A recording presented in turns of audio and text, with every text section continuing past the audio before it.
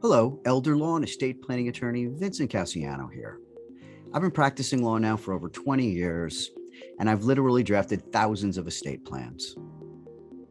One of the documents and the issues that come up in estate planning for parents with minor children is nomination and choosing of a guardian for their children.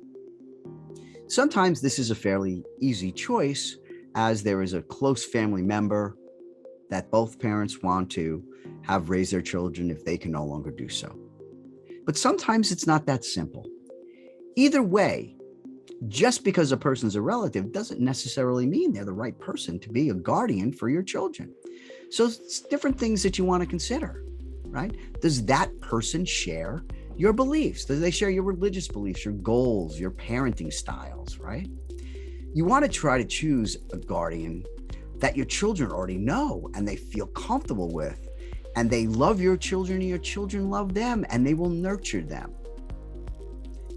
Understand that unless you can provide substantial assets, you also would probably want to choose someone with the financial resources to raise your children as they would their own.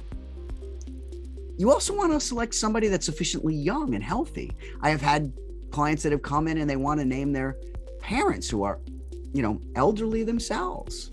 And while they're great grandparents and they can take them to Disneyland or to the park, raising young children at an advanced age can be extremely difficult, right? So you want to make sure that the people you choose are going to be around long enough to raise your children to adulthood.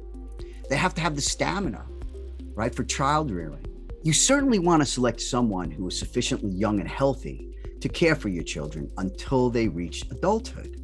So sometimes choosing parents may not be the proper choice. You have to consider whether they'll have the stamina, to rear your children. The possibility that they could die before your children reach adulthood, that would not be a good choice for guardians. If your parents are young enough, then it's not an issue, right? But having somebody that's younger still may be better, and it also depends actually how old your children are. If they're already in their teens, then it's not as much of a concern of choosing somebody that's young. But if they're, toddlers or just 4, 5, 6, 7 years old, then certainly choosing somebody young enough to make sure that they're going to be able to raise them to adulthood is a key factor.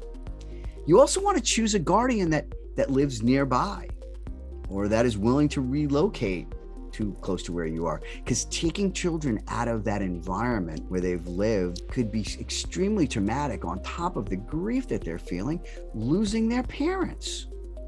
You also have to make sure that you choose someone that the court will approve.